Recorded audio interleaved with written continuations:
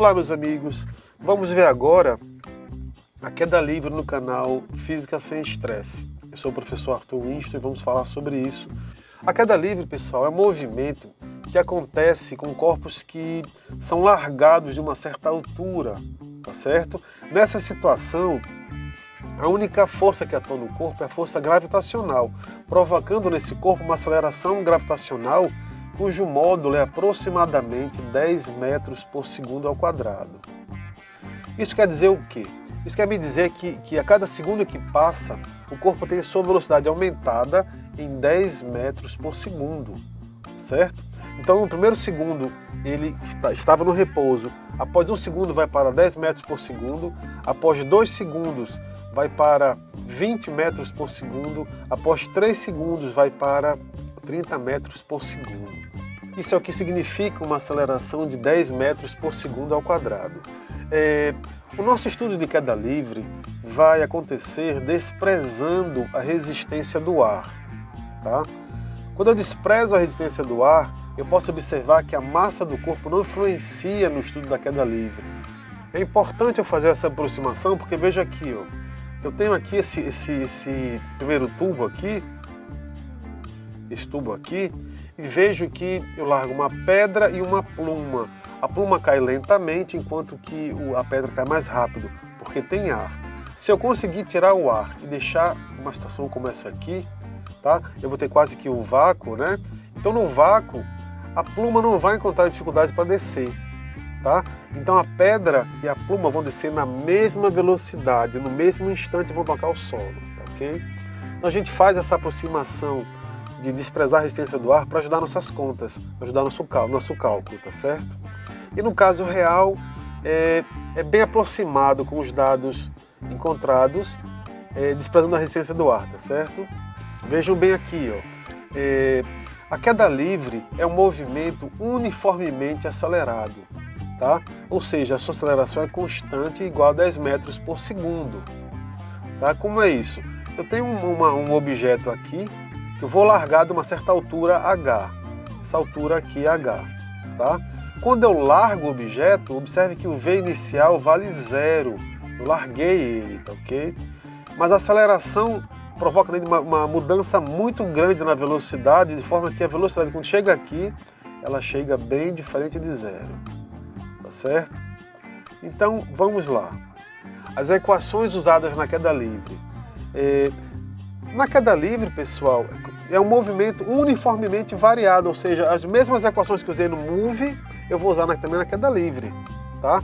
Veja que essa situação, ó, eu tenho aqui, eu larguei o objeto, ele caiu, né? Ele caiu e tal, estava em repouso. Olha, se eu fizer um giro assim, nesse sentido anti-horário aqui, ó, observe que essa situação aqui agora vai ser a mesma dessa, né? Ó, tá? Só que em vez da altura, eu vou ter a distância, em vez do A, eu vou ter o G, tá certo? Enfim, é a mesma situação, tá certo? Vamos ver aqui. Então, eu vou usar a função horária das posições, eu vou usar as mesmas equações do Move, do movimento uniformemente variado visto nos assuntos anteriores, tá certo? E a primeira equação que eu vou usar é a função horária das posições. Eu vou fazer aqui alguns ajustes para poder usar no movimento de queda livre, tá certo? Olha só, a gente sabe que a função da horária das posições é S igual a S0 mais V0t mais 1 meio de A vezes T ao quadrado, tá certo? Ora, turma, se eu passar esse S para cá, eu vou ter S menos S0 igual a V0 vezes T mais 1 meio de A vezes T ao quadrado, tá certo? Isso aqui a gente sabe que é o nosso ΔS, tá?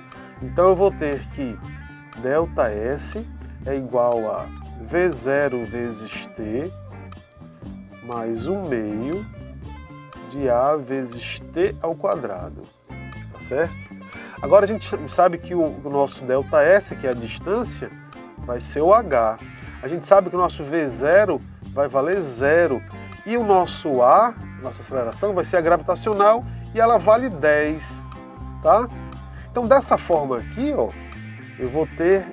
Como é que fica a minha equação? Fica H igual a meio vezes 10 vezes t ao quadrado. Ora, meio vezes 10 dá 5, então H igual a 5 vezes t ao quadrado, tá certo? H igual a 5 vezes t ao quadrado. Olha, da mesma forma que no move, no movimento uniformemente variado, eu vou usar a função horária das posições quando não tiver informações sobre a velocidade. A mesma coisa acontece na queda livre. Quando não for informado, não mencionar velocidade, eu vou usar essa equação aqui, tá certo? A segunda equação que a gente vai ver, vai ajustar para a queda livre, é a função horária da velocidade, né? Só relembrando que a gente vai usar essa equação aqui quando não for nos dada informações sobre ΔS, que no caso é a altura, tá certo? Então, como na queda livre o V inicial vale 0, a aceleração da gravidade que vale 10, né? Minha equação vai virar isso aqui, ó, V igual a G vezes T. E no nosso planeta Terra, a gravidade vale aproximadamente 10, então minha equação fica essa aqui, ó, V igual a 10 vezes T. Então, quando o problema não me dá informações sobre a altura, eu vou usar essa equação aqui. E a nossa terceira equação, que eu vou ajustar para usar na queda livre, é a equação de Torricelli. A equação de Torricelli, né? A gente lembra que na equação de Torricelli eu só vou usá-la quando não me der informações sobre o tempo, tá? Quando não falar sobre tempo, eu vou usar a Torricelli, né? Então, quais são aqui os ajustes? Bora ver. Bom, o V inicial vale 0. A aceleração é da gravidade, que vale 10, né? Então, minha equação fica assim, tá? Ora, mas G não vale 10? Se G vale 10, 2 vezes 10 é 20. Tá aqui, ó, né? Então, V ao quadrado é igual a 20 vezes H, tá certo? Vamos agora ver alguns exemplos. Exemplo 1. Uma bola de basquete é abandonada do alto de um edifício e gasta 3 segundos para chegar ao solo. Considere a resistência do ar desprezível e a aceleração da gravidade igual a 10 metros por segundo. Qual a altura do edifício? Então, quais são os dados do problema? Primeiro, ele me falou que ele leva um tempo de 3 segundos para atingir o solo. A gravidade a gente sabe que é 10, né? 10 metros por segundo ao quadrado. Ora, H igual a 5 vezes T ao quadrado, certo? Então, H é igual a 5 vezes 3 ao quadrado. H igual a 5 vezes 9, tá certo? Então, H igual a 45 metros. A altura do edifício é 45 metros, né? Aproximadamente 15 andares, né? Um pouco mais, um pouco menos. Qual a velocidade com que o corpo atinge o solo? Ora, para achar a velocidade, bom, eu já tenho o tempo, tenho a gravidade e tenho a altura. Eu já tenho todas as informações para usar qualquer equação, tá? Eu vou usar a equação horária da velocidade já ajustada para a queda livre, né? Que é quem? Só isso aqui, ó. V igual a 10 vezes T, tá certo? Então, V igual a 10 vezes... Qual foi o tempo que levou para chegar ao solo, pessoal? Tá aqui, ó. 3 segundos vezes 3. Então, velocidade igual a 30 metros por segundo, certo? Uma bola de basquete com essa velocidade aqui, pessoal, olha, faz um estrago grande, viu? Dá mais ou menos 108 km por hora, tá certo? Exemplo 2, exercício 2. Uma pessoa esbarrou num vaso de flores que se encontrava na mureta da sacada de um apartamento, situada a 40 metros de altura, em relação à calçada. Como consequência, o vaso caiu verticalmente a partir do repouso e, livre da resistência do ar, atingiu a calçada com uma velocidade de Bora lá. Os dados do problema, os dados numéricos do problema, né?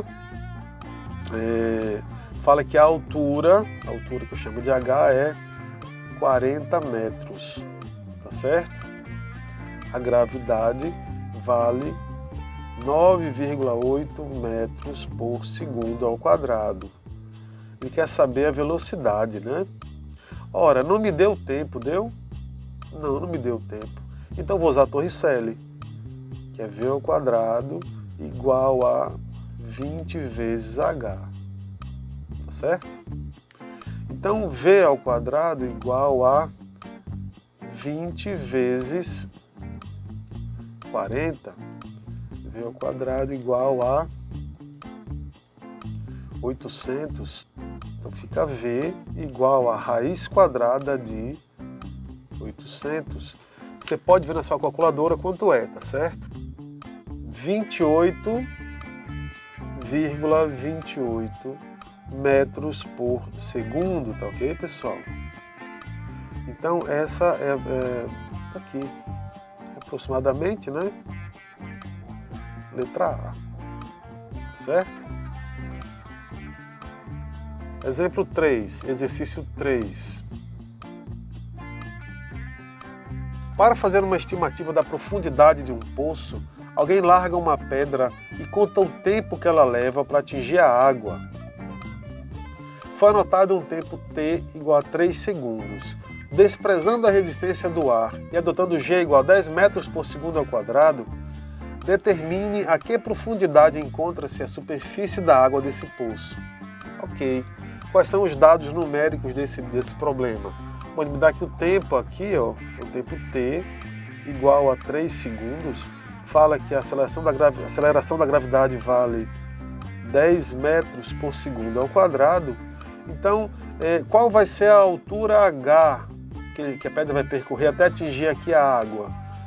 Bom, me deu tempo, me deu gravidade, não falou sobre velocidade final, né? Então, se não fala sobre velocidade, eu vou usar a função horária das posições, que é ajustada para a queda livre, fica assim, né? H igual a 5 vezes t ao quadrado. H igual a 5 vezes 3 ao quadrado.